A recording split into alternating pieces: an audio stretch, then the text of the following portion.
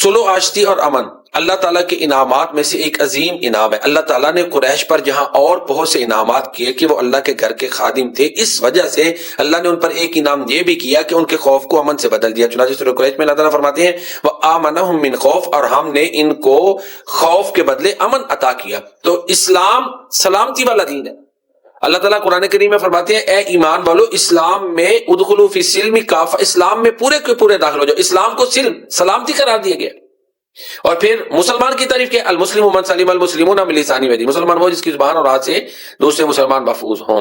تو اسی طرح جو ہے نبی کریم صلی اللہ علیہ وآلہ وسلم کا اللہ تعالیٰ ذکر کرتے ہوئے فرماتے ہیں کہ قد جاءکم من اللہ نور و کتاب مبین، بے شک تمہارے پاس نور اور کتاب مبین آ چکا۔ نور اللہ کے نبی کی ذات، نور ہدایت، اللہ کے نبی نور ہدایت اور کتاب مبین۔ پھر اللہ فرماتے ہیں یہدی بہ اللہ من اتبع رضوانہ، اس کی بدولت اللہ تعالیٰ جو ہے جو اس کی رضا کی پیروی کرتا ہے، اس کی وجہ سے اللہ اس کو سیدھا رستہ دکھاتے ہیں۔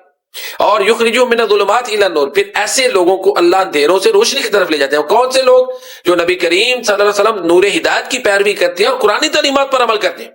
پھر اللہ فرماتے ہیں وَيَهْدِيهِمْ إِلَى صِرَاطٍ مُسْتَقِيمٍ، اور اللہ ان کو سیدھی راہ کی طرف جو ہے نا رہنمائی فرماتے ہیں۔ تو سبل السلام، سلامتی کے راستے اسے ہی ملیں گے جو قرآن کریم کی تعلیمات پر عمل کرے گا اور نبی صلی اللہ علیہ وسلم کی تعلیمات پر عمل کرے گا۔ ایک حدیث شریف میں اللہ کے نبی فرماتے ہیں الا اخبرکم افضل من درجۃ الصلاۃ والصیام والصدقہ، قیامت میں ان لوگوں کے بارے میں نہ بتاؤں جن کا مقام نماز پڑھنے والے، روزہ رکھنے والے اور صدقہ دینے والے سے بھی زیادہ۔ صحابہ کرام نے پوچھا اللہ کے رسول ضرور بتائیں، تو آپ نے فرمایا اصلاح ذات البین، لوگوں کے درمیان صلح کروانا، یہ عظیم عمل ہے۔ ایک آدمی صلح کروانے کے لیے کوشش کر رہا ہے، وہ اس سے بہتر ہے جو بندہ نماز پڑھ رہا ہے، نفلی نماز پڑھ رہا ہے یا نفلی روزے رکھ رہا ہے یا نفلی صدقہ کر رہا ہے۔ تو نفلی ان کاموں سے لوگوں کے درمیان صلح کروانا یہ بہترین عمل ہے۔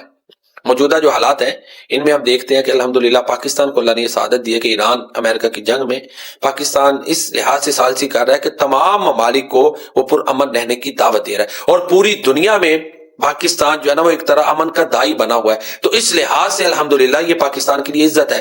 اللہ نے بنیان محسوس جو آپریشن تھا اس میں بھی عزت دی، اس میں بھی اللہ نے عزت دی ہے کہ اب دنیا جو ہے آج جو ہے ہمارے اسلام آباد میں مختلف ممالک، ایران، امریکہ اور دوسرے ممالک، ان کے نمائندگان اس لیے اکٹھے ہو رہے ہیں کہ وہاں پر ایران امریکہ کی جنگ میں کوئی صلح کا پہلو نکلے۔ تو بہرحال صلح اللہ کو پسند ہے، وَالصُّلْحُ خیر، صلح ہی اللہ کو پسند ہے۔